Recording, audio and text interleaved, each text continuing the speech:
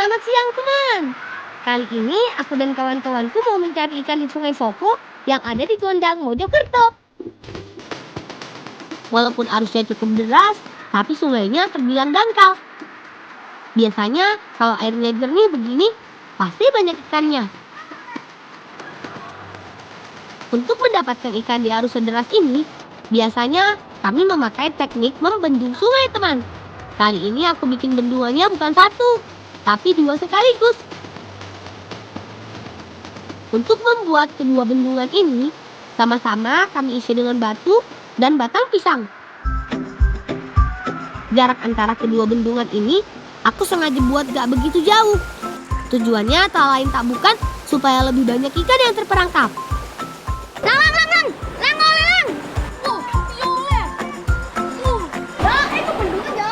Wah, konco-koncoku sudah pada dapat semua. Tadi Noval sudah dapat duluan. Sekarang giliran Iqbal. Aku juga nggak mau kalah dong.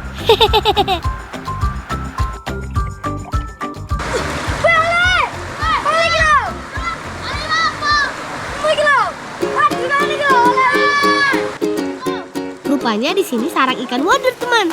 Pas banget buat jadi menu makan siang. Ikan wader alias ikan uceng merupakan ikan asli Indonesia yang berukuran kecil. Panjangnya tak lebih dari 10 cm. Habitat mereka memang di sungai-sungai kecil seperti ini. Saat ini sudah cukup sulit menemukan ikan wader. Habitatnya semakin terancam karena ikan yang satu ini hanya bisa hidup di air yang masih jernih. Jadi aku beruntung sekali masih bisa mendapatkan ikan wader.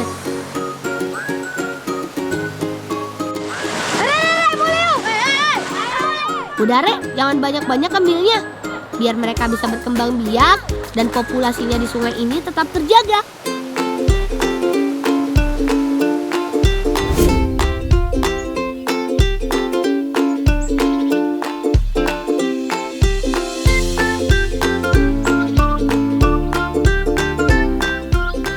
Biarpun ukuran ikan wader ini kecil dan cuma digoreng, tapi soal rasa dijamin maksimal teman. Bumbu-bumbu yang sudah aku siapkan mau dibakar terlebih dulu sebelum diulek. Mulai dari terasi, cabai rawit, hingga bawang putih, semuanya dibungkus daun pisang, lalu ditaruh di sela-sela kayu bakar. Sembari menunggu bumbunya dibakar, aku merebus air. Air ini bakal digunakan untuk merebus daun pakis. Pertama, bikin ya. Benar. Sip. Selanjutnya, bumbu diulek hingga halus.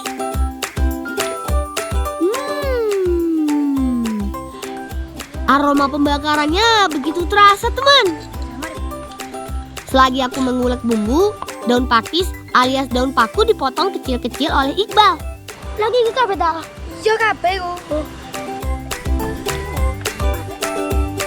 Daun pakis kemudian direbus.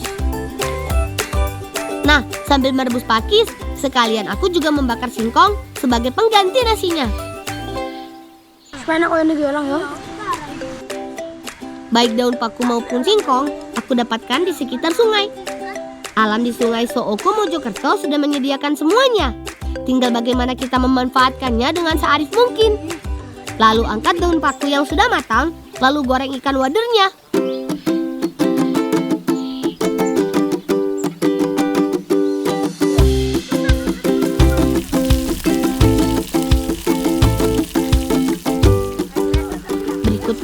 Masukkan bumbu halus. Aromanya begitu semerbak. Lihat teman, warnanya merah menyala. Menyala waderku. Selanjutnya campurkan dengan daun paku dan aduk-aduk hingga merata. Aku pastikan wader daun pakis ini rasanya enak tenan. Mulutku langsung dipenuhi air liur ini rasanya. Waduh, saking terlalu bersemangat mengaduknya, ikan wadernya malah jadi hancur. Tapi gimana ini? Kira-kira masih enak gak ya? Ya udah yuk, kita cobain saja.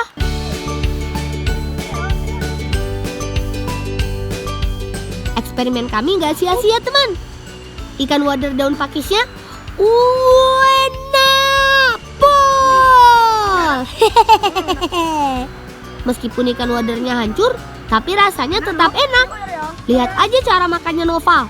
Daun pakis dan potongan wadernya ditaruh di atas singkong bakar. Siapa yang gak bakal tergiur coba? Tidak kalau nenek. Enak. Enak ya. Enak. Makannya memang harus seperti ini. Udah paling bener dicocol kayak Noval tadi. Enak yuk. Enak.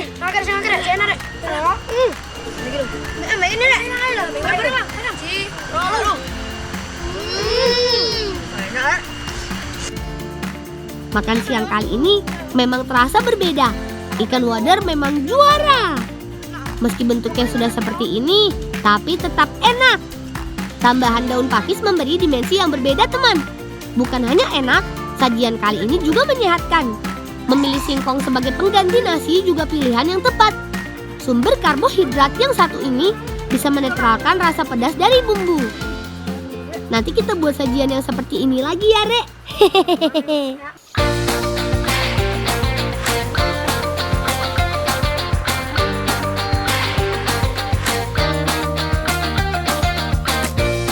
Dari lereng Gunung Anjas Moro, kita main ke Gunung Welirang, teman. Kali ini kita main gelinding ban. Mojokerto memang dianugerahi oleh deretan gunung dengan pemandangan alam istimewa. Di belakangku sana berdiri gagah Gunung Welirang. Kebetulan lokasiku bermain ini terletak di perkebunan warga di daerah Pacet, teman. Kombinasi udara sejuk dengan pemandangan alam yang memanjakan mata membuat permainan gelinding bannya tidak melelahkan sama sekali. Ayo, Rek!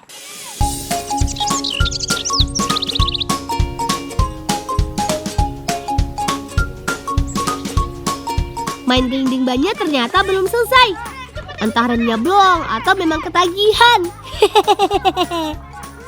Yang jelas, kali ini kami bermain di kompleks Candi Brahu. Lokasinya ada di Trowulan yang dulunya adalah ibu kota kerajaan Majapahit.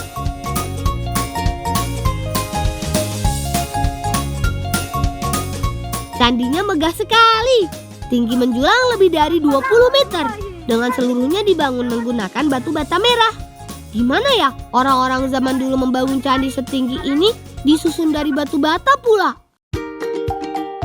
Kata guru sejarahku di SD, Candi Brahu ini merupakan candi untuk agama Buddha.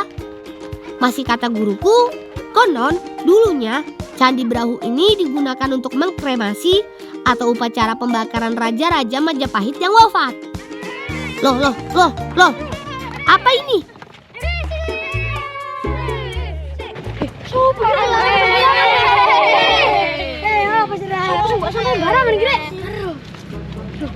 Subur mbak sampah sembarangan rek. Alah silang. Pak No, silang. Kono Pak No. Weh, iki duduk sampah sembarang sampah iki lah. Apa sih rek iki duduk pantun? Alah, mak kon iki iso ae mata mah. Pasti kono sembungane yo lah yo. Iya. Pasti golek rono yo. Ayo.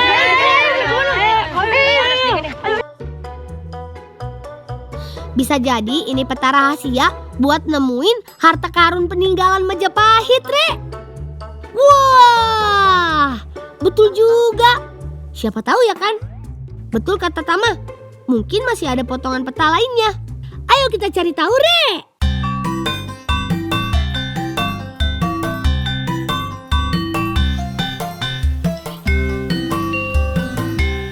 Mumpung sedang berada di Trowulan, aku mau ngebolang lagi di candi-candi Majapahit lainnya.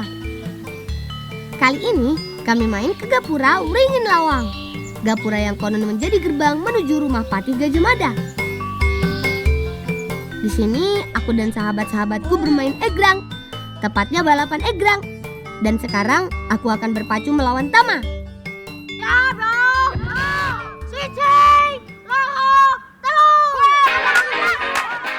Kami semua memang pandai bermain egrang.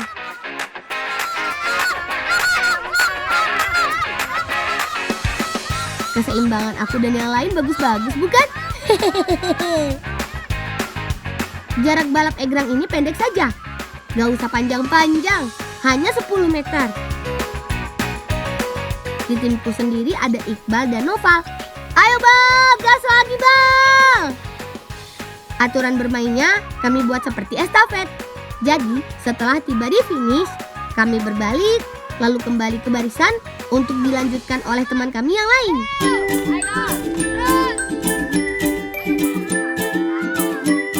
Meski badannya besar begini, Noval juga bisa bermain egrang loh teman.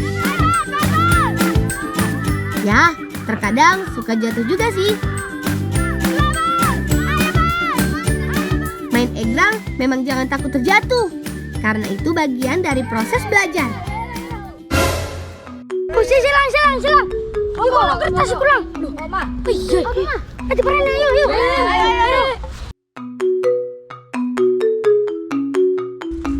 Lang. Nang murah iki ketokane sing ndek tas iku. Oh, iya yo. Ayo Bal, cukup no Bal. Tas Bal. Ini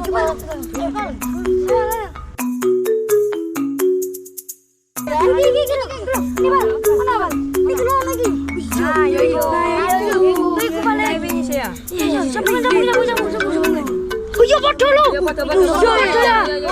Betul. Cocok iki. HP ku ono harta karune. Iya. Ayo. Entah kebetulan atau bagaimana, potongan kertas yang baru saja kami temukan ternyata cocok dengan yang tadi di Candi Brahu.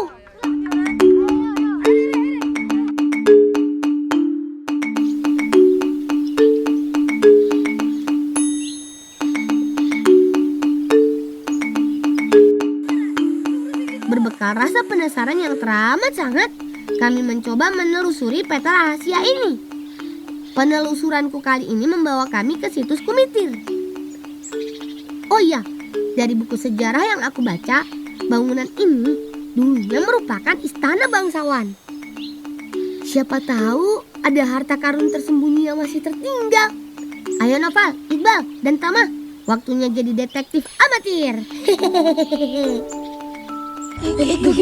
Ikan ya? Cuma Rek? Iya. Seperti sudah kuduga, kertas misterius ini menunjukkan peta kuno Majapahit teman. Meski sudah lusuh dan pudar, sebagian gambarnya masih terlihat jelas. Begitu pula tulisannya. Masa iku Rek? Iya di kono. Oh. Oke. Ayo. Ini.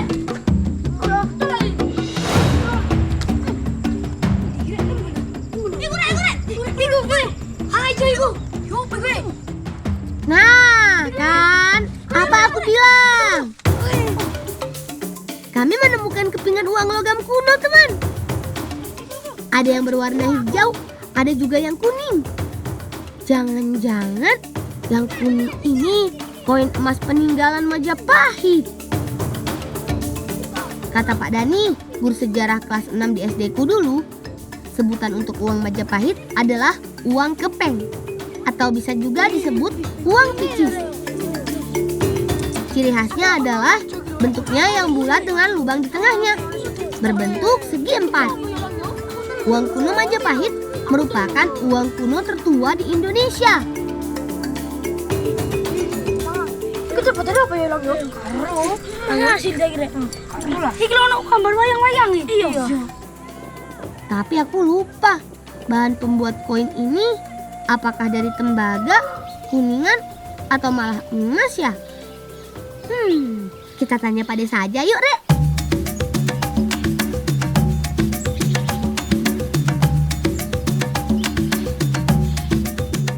Kebetulan Pak Deku seorang pembuat kerajinan patung. Semua patung yang ada di galeri ini merupakan hasil kreasi Pak Deku. Ada yang terbuat dari kuningan, ada juga yang dari tembaga.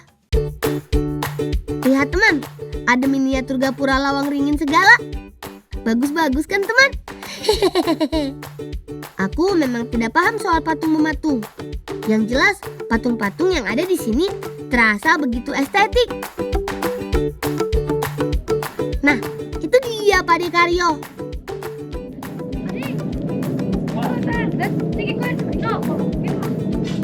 Oh iki logam kuningan iki. Gambar wayang nih. Uang kepeng.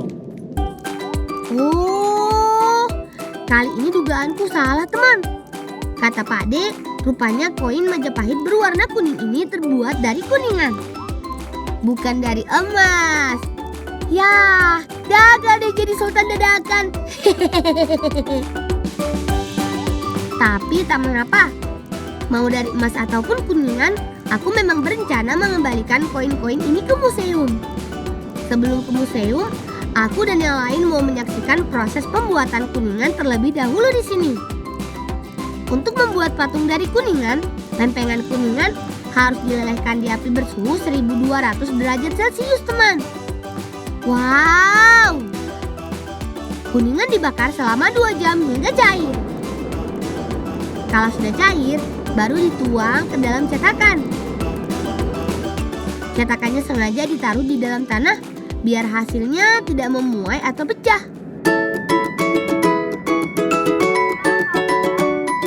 Kalau yang aku buat sekarang ini memakai bahan lilin jenis parafin putih atau gondorukem. Ini sih jelas gak berbahaya. Anak kecil seperti kami juga bisa.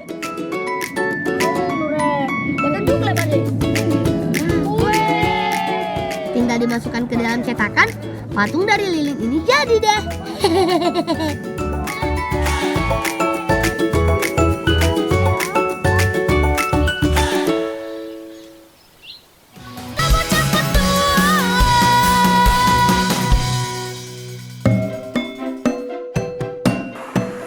Sayangnya kami nggak bisa berlama-lama di tempat Pak D.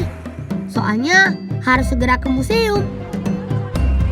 Kalau kesorean nanti museumnya keburu tutup. Saya nanti. Niki Pak, nemu Pak ini. Oh ya wes, ayo tak terno nang gone perlindungan ayo.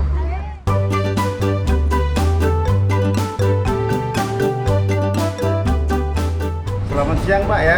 Selamat siang Pak. Ada apa Pak? Ini ada si Bolang dan teman-temannya. Katanya tadi belum koin gitu Oh, loh. mau koin. Yang mau diserahkan ke kita. Gitu Oke, ya. bisa lihat Ya. koinnya? Terima kasih Pak ya. Iya Pak, makasih ya Pak ya. Wah, ini koin bersejarah ini. Temunya di mana adik-adik? Di sana. Oh, di sana.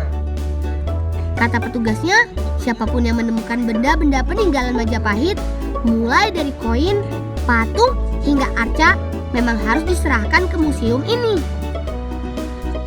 Tepatnya di Balai Pelestarian Kebudayaan Wilayah 12, Mojokerto, Jawa Timur.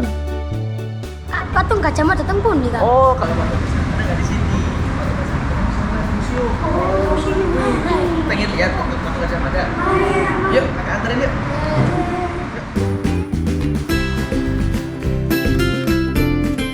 Nah, ini baru yang namanya Museum Trowulan. Kalau di sini ada ribuan benda-benda peninggalan Majapahit. Mulai dari patung dan arca, aneka keramik porselen, koin-koin kepeng, hingga wajah Gajah Mada, sosok yang punya mimpi menyatukan Nusantara. Semua peninggalan Majapahit dari abad ke-13 sampai ke-14 ada di sini. Pokoknya lengkap, kap. Gak heran kalau banyak anak-anak sekolah yang karya wisata ke sini. Keren.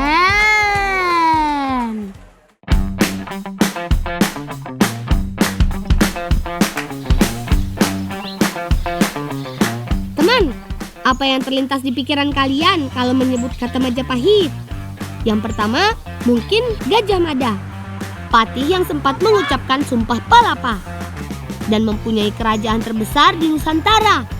Bahkan kekuasaannya meliputi wilayah Asia Tenggara.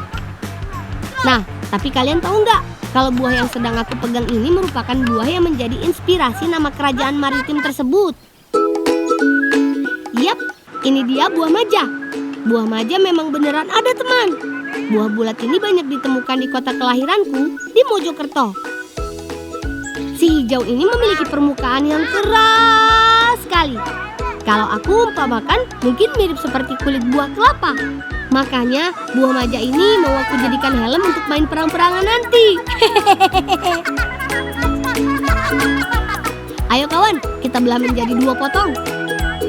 Kemudian, keluarkan isinya.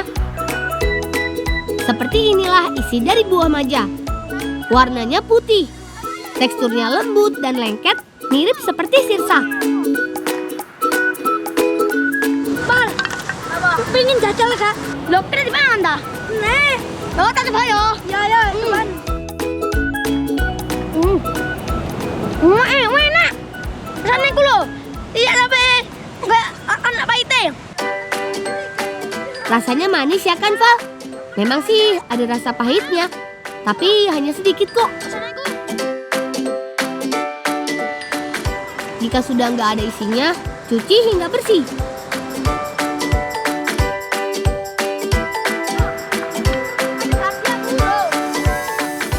Sudah jadi deh helmnya. Itu kan kawan-kawanku dari desa. Lang wis tadi ya helme. Tadi iki. Kira tak kono to lo pambrare. Kebetulan sekali. Ayo kita ajak main bareng saja. Gaskeun! Serbu! Lantaran menang jumlah orang, ayo serang total!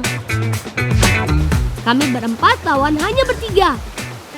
Target yang berbaju merah inilah yang menjadi musuh kami. Perang peletokan ini lokasinya ada di pohon akar 1000 teman. Lokasinya ada di wilayah pegunungan Anjas Moro. Alamnya begitu asri.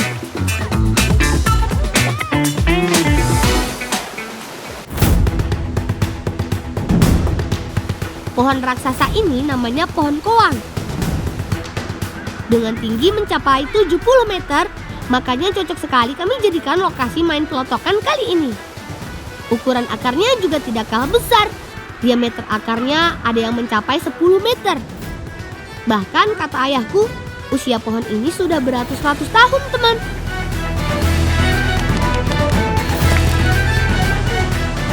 Meski nama aslinya adalah pohon koang, tapi warga sini menyebutnya pohon akar 1000. Nah, di akar 1000 inilah kami bersembunyi dari tembakan lawan. Hehehe. Berbekal potongan kertas yang dibentuk bulat sebagai pelurunya, kami semua saling membidik musuh. Serang! Kadang tembakan kami tepat mengenai lawan, tapi lebih seringnya sih meleset. Hehehe.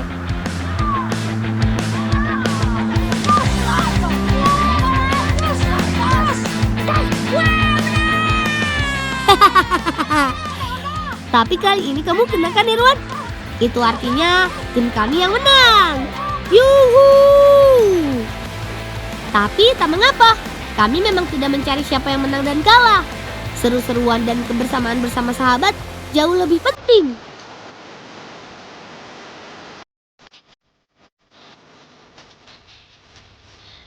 Ngebolang di areal Majapahitnya udahan dulu. Kini kita ngebolang lagi di alam. Deretan pegunungan di Mojokerto memang terlalu sayang untuk dilewatkan, teman. Kali ini kami mau mendatangi Pak De Trisno di kebun lemon. Kebetulan Pak De sedang panen. Lokasinya ada di dataran tinggi, tepatnya di lereng gunung Anjas Moro. Pak De, jatuh sih punya lemon. Oh iya, balik oleh. Balik sing ngepeke ngono-ngono iku. Oh iya Pak De. Iya. Alam yang sejuk khas pegunungan dengan paparan sinar matahari yang stabil sepanjang tahun menjadi alasan kenapa lemon tumbuh dengan subur. Oh nabal, ada gede-gede on. Buah yang juga termasuk ke dalam keluarga jeruk ini, kalau sudah kuning begini, tandanya lemonnya sudah matang. Rasanya pasti manis.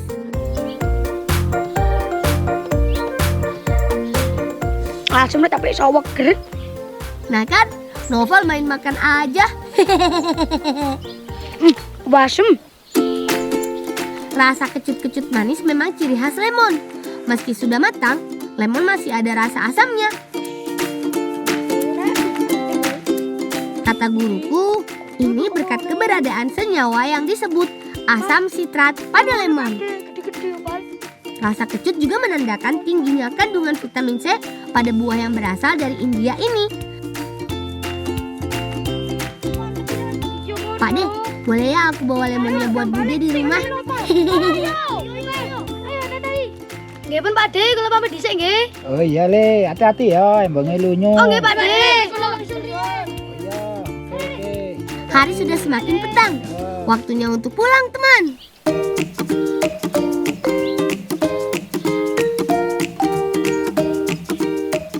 Nah kan, pas banget. Di saat perut mulai lapar, Budi sedang memasak. Masaknya ayam panggang Kemarun pula. Ayam khas Mojokerto yang memakai 1 ekor ayam utuh. Lemon yang tadi dipanen, aku berikan pada Bude untuk tambahan bumbu ayam Kemarun. Tapi aku nggak ikut bantu, nggak apa-apa kan Bude? Aku yakin sekali masakan Bude pasti lezat. Biar Tama aja yang bantu menyiapkan api.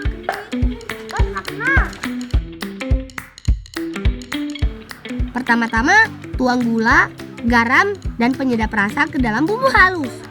Bumbu halus ini terdiri dari bawang merah, bawang putih, cabai keriting, cabai rawit, serta kemiri. Kemudian tumis bumbu halus. Tambahkan air, lalu aduk hingga mengental. Ciri khas ayam Kemarun adalah penggunaan daun pisang pada ayamnya. Nah, kalau sudah mengental begini, tuang pada wadah tembikar yang sudah dialasi daun pisang. Gak kaleng-kaleng teman, ayamnya dimasukkan utuh begini. Gak perlu dipotong-potong lagi. Lalu, masak ayam hingga matang.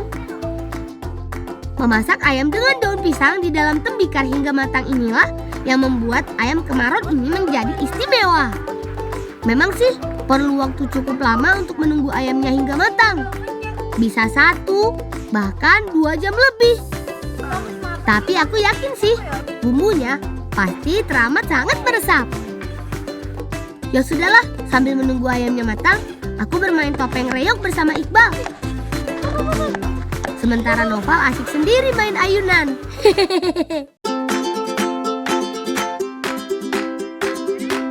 Nah, waktunya makan.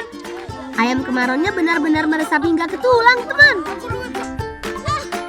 Bumbunya saja sudah enak banget, apalagi daging ayamnya. Aroma asapnya juga benar-benar semerbak. Entah kenapa penggunaan daun pisang membuat ayam khas Mojokerto ini jadi semakin enak. Aku jadi gak bisa berhenti. Nambah lagi, dan lagi. Konon, ayam Kemarun ini merupakan makanan para raja dan bangsawan pas zaman Majapahit dulu.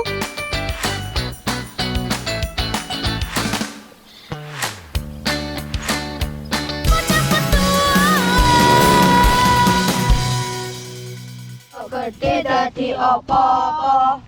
Poteng baku enak baku sedang deng. Engklok kaya kodok.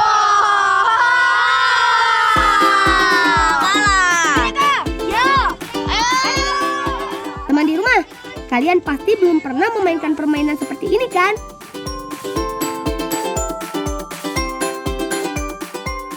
Kenakan, ini adalah permainan Gotri ala Gotri.